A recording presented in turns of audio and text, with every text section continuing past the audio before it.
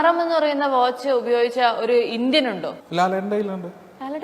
ലാലേട്ടന്റെ 8 കോടി രൂപയുടെ വാച്ചൊക്കെ ലാലേട്ടന്റെ കയ്യിലുള്ള വാച്ചസിന് ഏകദേശം എന്റെ ഒരു എസ്റ്റിമേഷൻ അനുസരിച്ച് കഴിഞ്ഞാൽ അത് എന്റെ റീറ്റെയിൽ പ്രൈസ് തന്നെ ഒരു 1.5 CR അടുത്ത് വിലയുണ്ട്.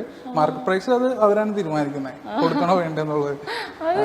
അതെ അതെ, ലാലേട്ടന്റെ അടുത്ത് ഞാൻ ആ വാച്ച് കണ്ടിട്ടുണ്ട്. നമ്മുടെ ലാലേട്ടന്റെ ഫോട്ടോസിലൊക്കെ അറിയാൻ പറ്റും.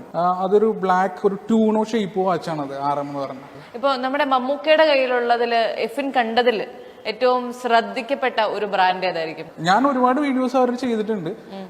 മീൻസ് അവർ ധരിച്ചിരിക്കുന്ന ഫോട്ടോയിൽ നിന്ന് ഈ വാച്ച് സ്പോട്ട് ചെയ്തിട്ട് അങ്ങനെ ഒരുപാട് വീഡിയോസ് ഞാൻ ചെയ്തിട്ടുണ്ട്, കണ്ടിട്ടില്ല. അപ്പോൾ അതുപോലുള്ള വാച്ചസിൽ ഇപ്പൊ കഴിഞ്ഞ ഒരു ഈ അടുത്തൊരു പടം ഇറങ്ങില്ലേ, നൻപകൽ നേരത്തുമായിട്ട്, അതിന്റെ ഒരു പ്രൊമോഷന്റെ പോർഷനിലായിട്ട് ഒരു 8 months ബിഫോർ ഒരു ഇന്റർവ്യൂല് മമ്മൂക്ക വന്നിരുന്നപ്പോൾ അദ്ദേഹത്തിന്റെ കയ്യിൽ ഒരു വാച്ച് എടുക്കുന്നുണ്ട്. അത് എന്റെ പേര് പ്രൊനൗൺസ് ചെയ്യാൻ കുറച്ച് പാടാണ്.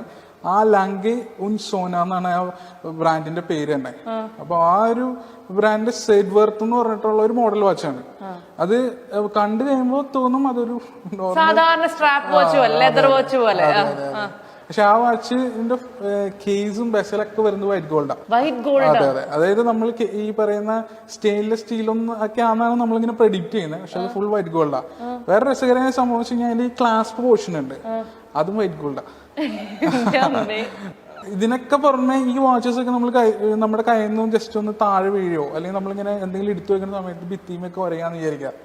നമ്മൾ ജസ്റ്റ് ആണി എടുത്ത് ഇങ്ങനെ ഉരച്ചാൽ പോലും അതിൽ സ്ക്രാച്ച് വീഴില്ല. കാരണം അത് സഫേ ക്രിസ്റ്റൽസ് ആണ് അതിൽ യൂസ് ചെയ്തിരിക്കുന്നത്. അപ്പൊ അത്രയും വാല്യൂ ഉള്ള സാധനങ്ങളാണ് അതിൻ്റെ ഉള്ളിൽ ഉള്ളത്. അപ്പൊ അതുകൊണ്ടാണ് അതിന് ഈ പറയുന്ന റേറ്റ് വരുന്നത്.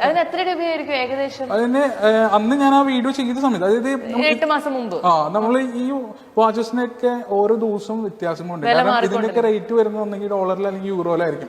നമ്മുടെ ഇവിടത്തെ ഇതല്ലല്ലോ. അപ്പോ അന്നത്തെ റേറ്റ് 70 to 1 CR ആയിരുന്നു അതിന്റെ ഒരു ഇതായിട്ട് നമ്മൾ കാൽക്കുലേറ്റ് ചെയ്ത് പറഞ്ഞത്. അപ്പൊ 70 lakhs മുതൽ 1 CR വരെ.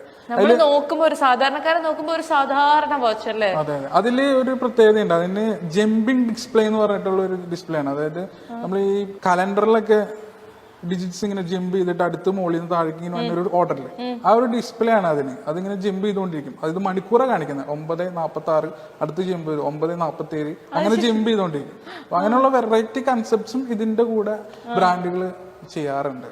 ഈ പൊതുവെ ഈ ഫീമെയിൽ സെലിബ്രിറ്റീസ് ഒക്കെ ഉപയോഗിക്കുന്നതിൽ ഏത് ബ്രാൻഡിനോടാണ് കൂടുതൽ താല്പര്യം? അങ്ങനെ എന്തെങ്കിലും ഉണ്ടായിട്ടുണ്ടോ, ശ്രദ്ധിച്ചിട്ടുണ്ടോ? പ്രീമിയം കാറ്റഗറിയിൽ ചോപ്പ എന്നൊക്കെ പറഞ്ഞിട്ടുള്ള ചില ബ്രാൻഡുകളുണ്ട്. അതൊക്കെ വളരെ വിരളമായിട്ടാണ് കണ്ടേക്കുന്നത്.